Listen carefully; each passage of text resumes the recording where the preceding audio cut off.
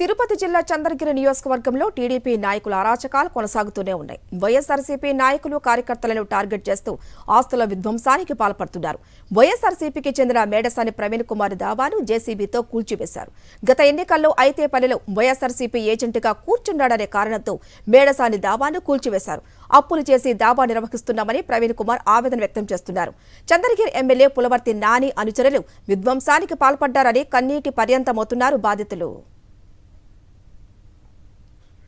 మరింత సమాచారం మా ప్రతినిధి మూర్తి అందిస్తారు.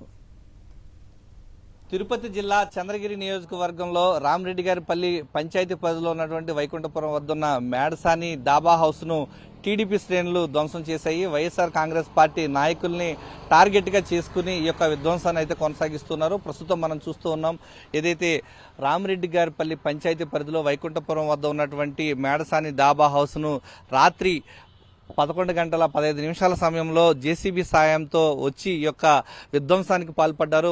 వైఎస్ఆర్ కాంగ్రెస్ పార్టీకి సంబంధించినటువంటి సానుభూతి పరుడు నాయకుడిగా ఉన్నటువంటి మేడసాని ప్రవీణ్ కుమార్ ను టార్గెట్ గా చేసుకుని ఆయన నిర్వహిస్తున్నటువంటి ఈ యొక్క డాబా హౌస్ ను జేసీబీ సహాయంతో అతి దారుణంగా అర్ధరాత్రి పూట ఏదైతే స్థానికంగా పని వాళ్ళు ఉన్నటువంటి సమయంలో ఒక్కసారిగా జేసీబీ సాయంతో వచ్చి వారి యొక్క ఆర్థిక మూలాలను దెబ్బతీయాలన్నటువంటి లక్ష్యంతో మొత్తం ఈ యొక్క విధ్వంసానికి పాల్పడ్డారు. ప్రస్తుతం బాధితులు చంద్రగిరి పోలీసులకు ఫిర్యాదు చేయడం జరిగింది. అసలు ఏం జరిగింది, అసలు మిమ్మల్ని టార్గెట్ చేయడానికి ప్రధాన కారణం ఏంటి? గత ఎలక్షన్లో నేను ఐతేపల్లిలో వైసీపీ ఏజెంట్గా కూర్చున్నాను.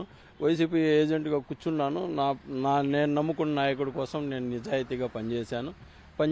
నా పార్టీకి నేను పోలింగ్ ముగిసిన వెంటనే మళ్ళీ నేను ఇక్కడ వచ్చాను. ఎక్కడ కానీ చిన్న 5 సంవత్సరాల్లో మా ఎమ్మెల్యే దగ్గర కానీ ఎవరి దగ్గర కానీ వీలైతే మంచి చేశానే కానీ ఎక్కడా నేను కాంట్రవర్సీకి పోలేదు. నేను అక్రమ వ్యాపారాలు ఏం చేయలేదు. నా కడుపు కొట్టారు. దీనివల్ల ఏమి సాధిస్తారని ఇంత కక్ష, ఇంత దారుణాల రేయికి రెయ్యి అర్ధరాత్రి కోసం నన్ను చంపేయచ్చు కదా. చంపేసి ఇప్పుడు నా బిడ్డలు, మా ఫాదర్ క్యాన్సరు, నాకు 2 ఆడబిడ్డలు, నా కుటుంబాన్ని రోజున పడింది.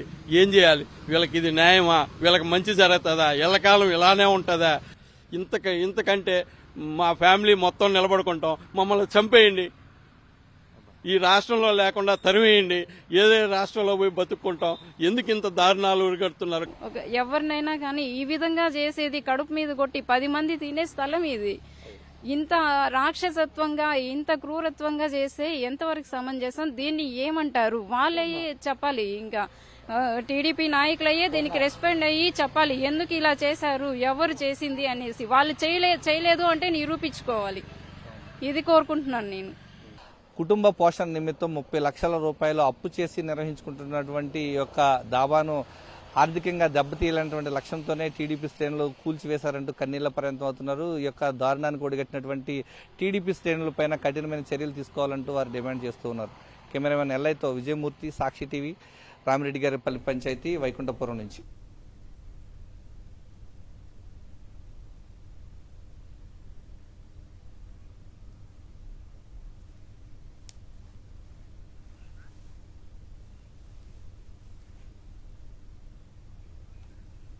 దాబాలో పనిచేస్తున్న సిబ్బందిని బయటకు పంపించి జేసీబీ సాయంతో కూల్చివేశారని బాధితులు అంటున్నారు. ముసుగులు ధరించి ధ్వంసం చేశారని, సీసీ కెమెరా ఫుటేజ్ దొరకకుండా హార్డ్ డిస్క్ కూడా ఎత్తుకుపోయారన్నారు. పోలీసులు న్యాయం చేయాలని బాధితులు మేడసాని ప్రవీణ్ కుమార్ కుటుంబ సభ్యులు కోరుతున్నారు.